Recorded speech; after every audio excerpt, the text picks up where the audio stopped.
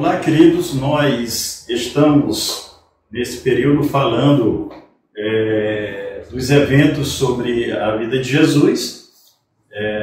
Primeiramente falamos sobre o seu nascimento que divide a história da humanidade entre antes e depois de Cristo, né? Um nascimento que foi o maior milagre na história. Nós falamos no segundo momento sobre o segundo evento, que foi o ministério de Jesus, que transformou a humanidade, os pensamentos, trouxe uma nova luz àquilo que se achava, né? Jesus muitas vezes, olha, foi escrito assim, mas eu vos digo dessa forma, né? Então ele trouxe uma nova luz às Escrituras, daquilo que realmente é o que Deus está querendo, estava e continua querendo de nós no relacionamento para com Ele, tá? E então hoje nós vamos falar do terceiro evento de Jesus na história, que foi a sua morte, né?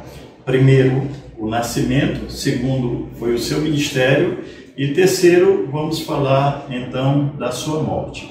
A morte de Jesus, e nós estamos falando de todos esses eventos aqui com base no livro de Mateus, né, no Evangelho de Mateus, e a morte de Jesus ele está registrada no capítulo 27 de Mateus. O capítulo 27 ele nos retrata todo aquele processo onde Jesus foi julgado injustamente. Tanto é que quando ele é levado perante Pilatos, né, Pilatos vira para o povo ali diante dos sacerdotes e subsacerdotes judeus, né, e diz assim: eu não encontrei nada na vida desse justo. Claro que Pilatos era um romano, e como um bom romano ele conhecia das leis, e ele sabia que nada naquele processo ali que condenou Jesus era algo realmente que o levasse à condenação, né? E a condenação naquele momento era a morte, e morte de cruz, né?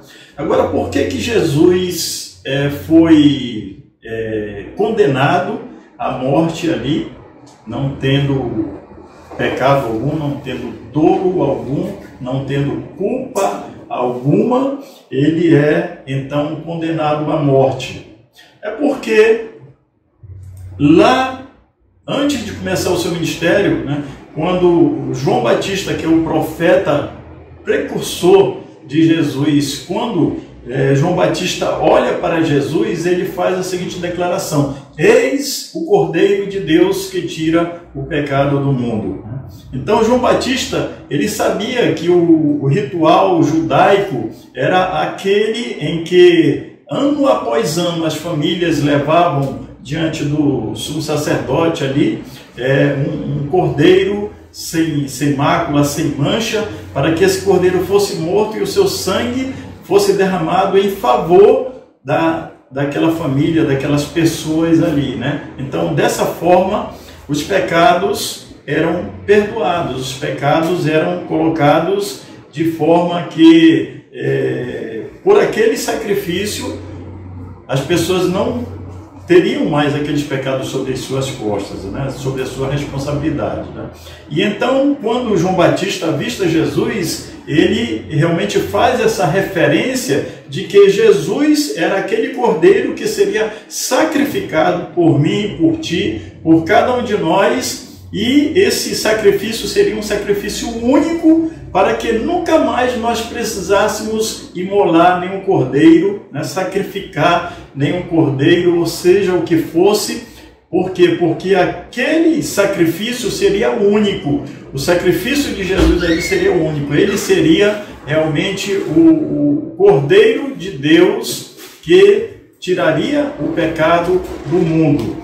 Então, queridos, nós temos então que nessas palavras de João Batista ali estavam também uma profecia, e foi necessário que Jesus morresse ali na cruz, porque morrendo ali na cruz foi derramado o seu sangue, para que por intermédio do seu sangue, nós fôssemos livrados dos nossos pecados, né? Outro fato interessante sobre a morte de Jesus na cruz é que a cruz, ela está colocada em uma posição entre os céus e a terra, né? Então ele é o nosso mediador, ele é que intermedia, né, as nossas situações, né, os nossos pecados, os nossos problemas, seja o que for, nós recorremos a Jesus e é ele que está ali entre os céus e a terra. Quando ele foi sacrificado ali, quando o seu sangue foi derramado, ele foi derramado em meu favor, em teu favor, em nosso favor, para que assim a nossa culpa fosse tirada de vez. Ele ali na cruz rasgou a dívida que eu tinha, a dívida que você tinha, e ele pagou perante o Pai. Tudo está consumado. Jesus ali declara, finalizando ali com essas palavras, dizendo assim: a dívida está paga. Então nós estamos aqui hoje falando sobre essa morte, que foi o terceiro evento maravilhoso na vida de Jesus. Falamos do primeiro, do seu nascimento, falamos do segundo, do seu ministério, e agora falando da sua morte, que trouxe vida para nós. Que Deus nos abençoe. E o próximo, então, nós estaremos falando sobre o quarto e último evento na vida de Jesus, que é a sua ressurreição.